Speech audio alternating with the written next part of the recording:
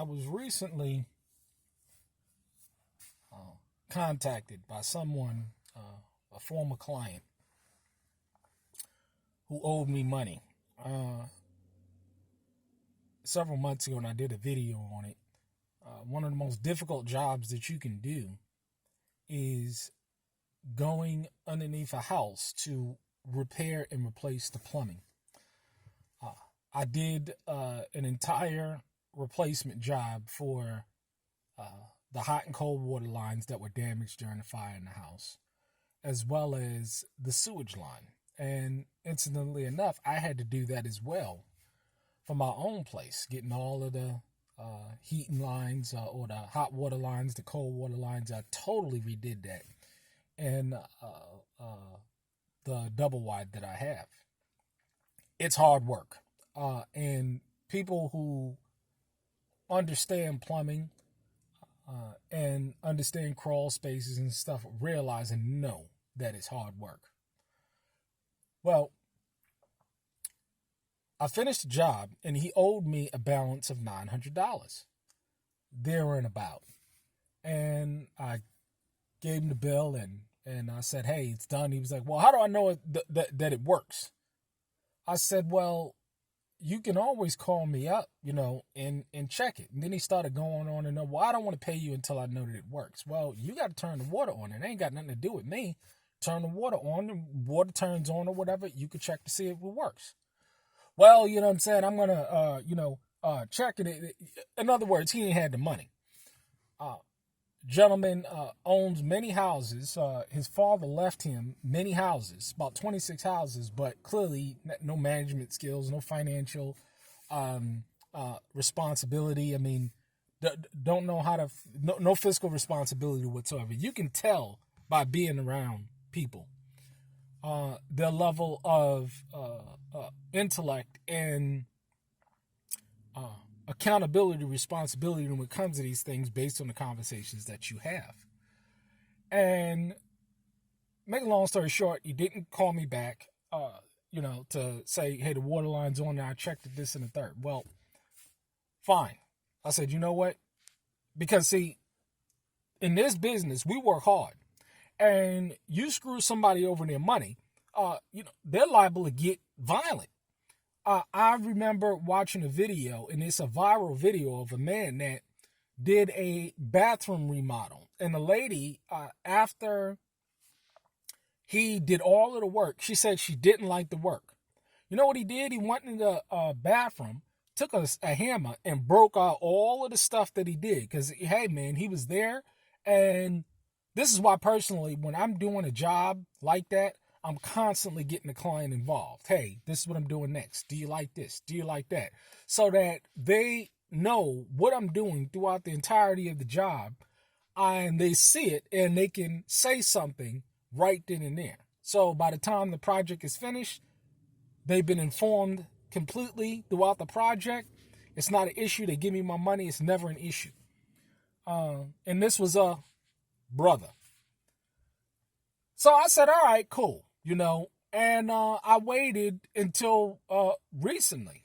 Guess who calls me up? Because, of course, the tornado that came through Mayfield also hit these surrounding counties, and he has massive amounts of damage, not getting any rent, because the people in the houses, they lost their jobs or whatever, working at the candle factory, working at, whatever it is, They are now in a situation where they're not paying him his rent, and he's in a debacle because he has to get this stuff down. Now he's calling me.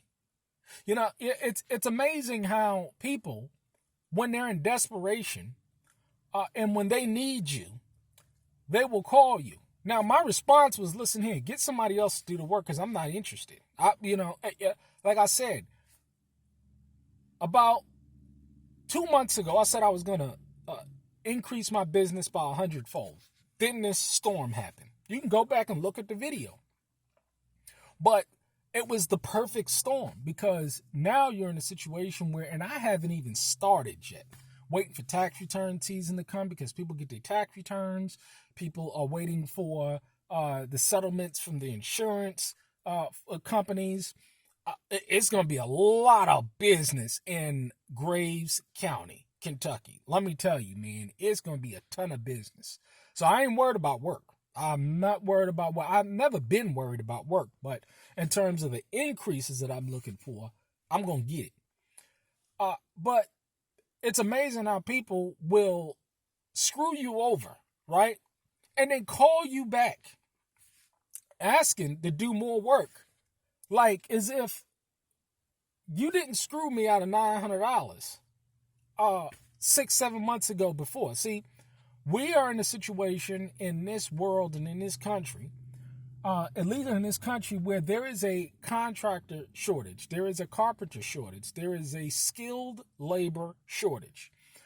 And this is why, another thing, my prices are going up. My sheetrock prices are going up. My tiling prices are going up.